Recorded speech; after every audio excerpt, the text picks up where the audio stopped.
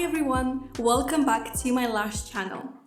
In today's video, we are going to learn how to begin a lash career. Let's get started.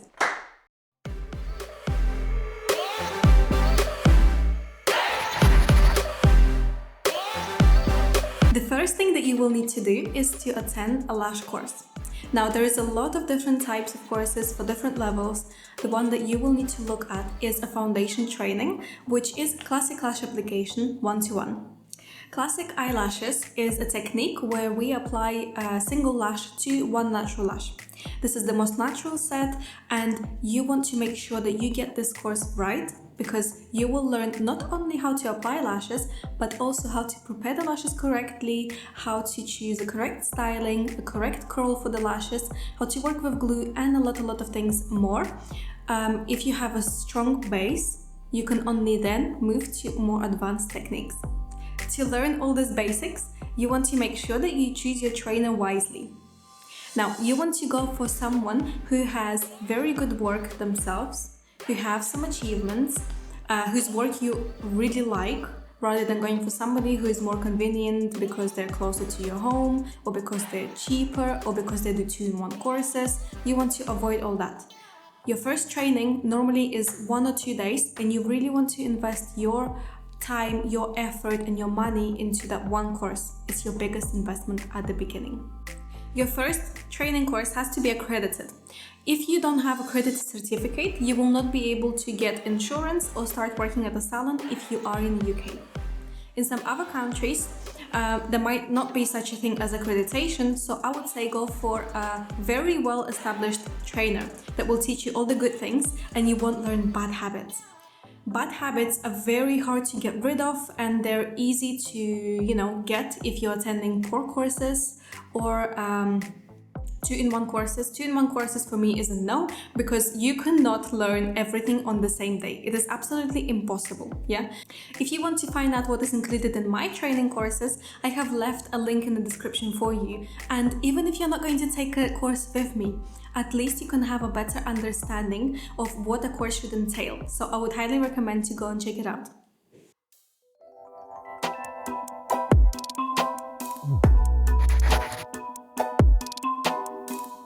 And now that you have taken your first lash course, it's all down to you. My students very often ask me how long it will take me to become good, and my only answer is, it depends how much practice you get. The best way to get practice is to do models. Obviously, if you can't take a model at this point, don't worry, take a mannequin's head. That's also good practice. It isn't ideal, but at least it's some practice, and some practice is better than none. When I first started, I used to fully book myself with models, and all my work colleagues had lashes, my family, my mom, my sister, all my friends, everybody around me had lashes, and I got what I needed. I got the practice. So everyone was happy in that case. Personally, I didn't charge at that point because I felt like it gives me more confidence, and it gives me the freedom of doing what I need to practice, so I could choose the lashes that I'm doing for them, style, and etc.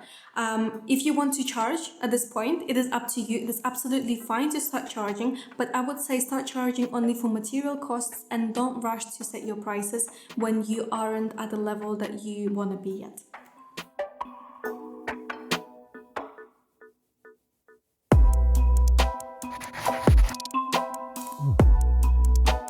And once you're confident in your classic eyelash application, once you can do lashes in a reasonable amount of time, your lash sets last, you are ready to go for the advanced technique called Russian volume.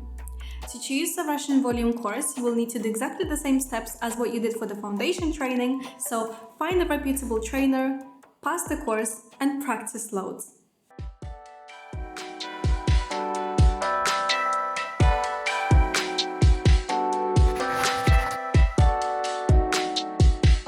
When you feel confident and you've had enough practice, it is time to start working and earning money. There are two main options that you will have. Is you can either go and work in a salon, or you can be your own boss and work for yourself. Working for yourself, you could rent a space, you can rent like a little studio, or you can have even a little home-based salon. Let's get to know pros and cons of each one of those options.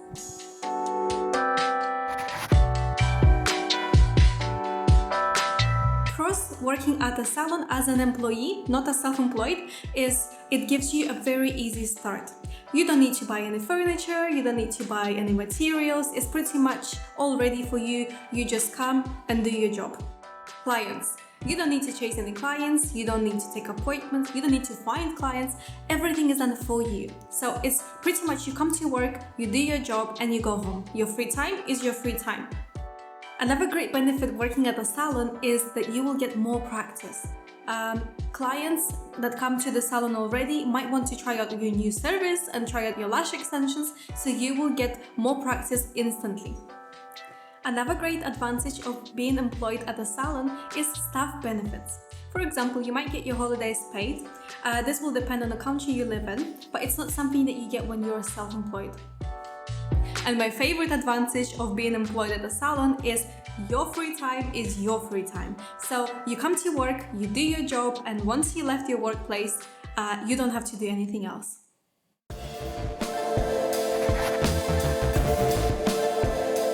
And now let's get to cons of working at a salon. The first one is time limit. So when you're working at the salon, there is always time frames that you need to finish your clients. So for example, you're given 2 hours, you have to finish within 2 hours because then you have a next client. So you have no flexibility in taking as long as you need to take to complete the lash set.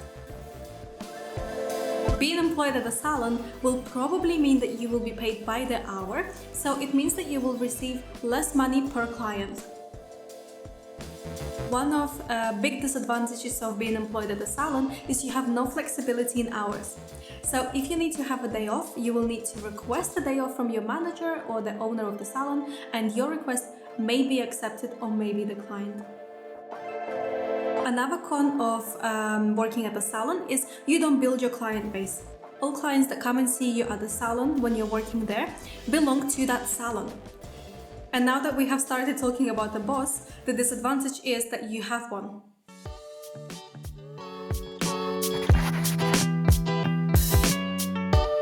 One of the first and the biggest pros being self-employed is that you can manage your own time. So you choose when to work and when not to work.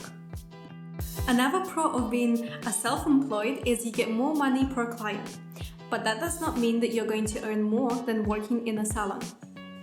Being self-employed also means that you have no time limits, or you set your own time limit if you need to. But you can take 2 hours, you can take 5 hours, you can take the whole day if you wanted to. Another advantage of being self-employed is that all clients who come to see you are now your clients, so you're building your own client base.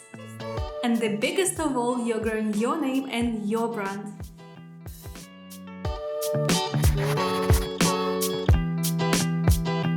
And now let's have a look at the cons of being self-employed.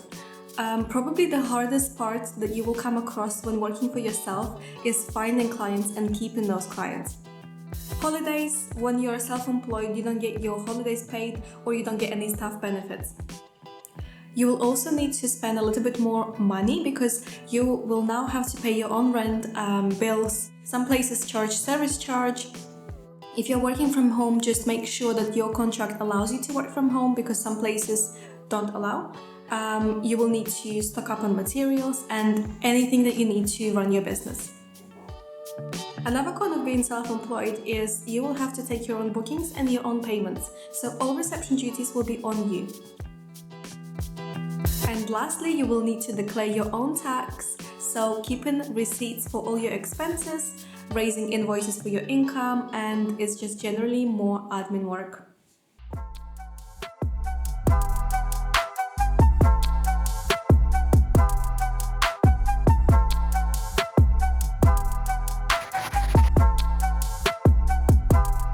Right, now we have discussed pros and cons working at the salon or being self-employed. I just want to say that it's worth getting an accountant if you are self-employed because it will save you so much time and so much hassle, especially at the end of the year when it comes to filing your self-assessment, and it's so much paperwork and all the numbers, it just makes you crazy. So get an accountant.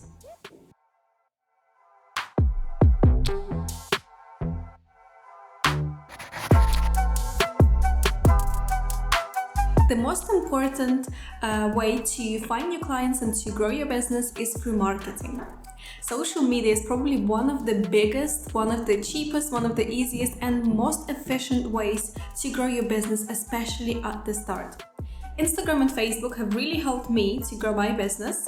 I have used Facebook to post in groups and let people know that I do lash extensions in the area, or to find models and etc. Instagram has also helped me to bring more people to my account. When my customers were happy, they were sharing stories, or they were sharing posts and they were tagging me saying thank you so much for lashes. And that really helped me to bring even more clients on board. One of the marketing ways that will never get out of fashion is word of mouth. You want to give your customers the best experience and the best customer service so that they're happy to recommend you to all of their friends, family, and anyone they know.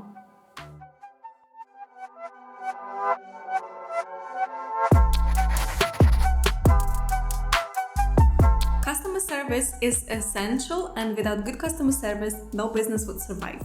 You want to make sure that your customer service is on point, because even if you do the best lashes in town, you won 1 million championships and you are super popular, but your customer service isn't great, you are rude and you don't smile when your clients come to their appointments, they will not come back. You want to make sure that you are friendly, you are smiley, you're making an experience for your clients, and you're making it all about them when they arrive.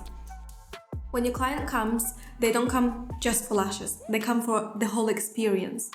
You will need to learn how to feel your clients, and what I mean by that is sometimes you will have clients who are very energetic and are chatty, and you want to make sure that you do talk to this client during the treatment, because otherwise they will get really bored. And there are some clients who don't like to talk, they like to relax, take a little nap, and just be left alone.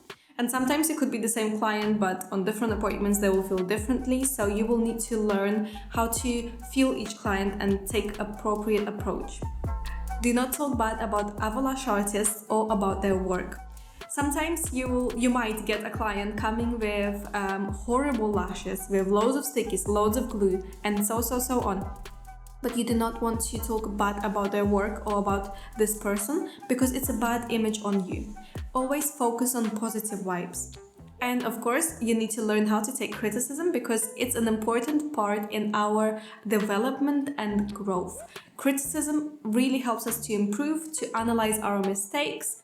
And if you reply to a criticism in a positive manner, you're more likely to resolve this. If it's a complaint, you're more likely to resolve this complaint in a nice, positive note.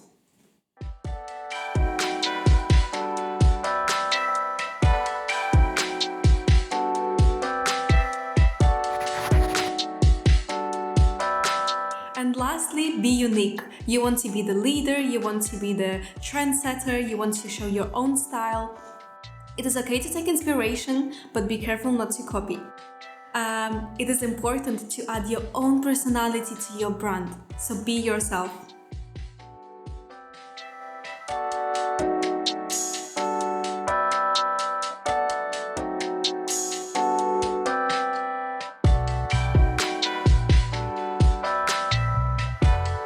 Thanks for watching. I really hope that you enjoyed it. Please subscribe to my channel if you want to be up to date to my videos. Like and share if it was helpful, and I will see you all next week. Lots of love, Anastasia.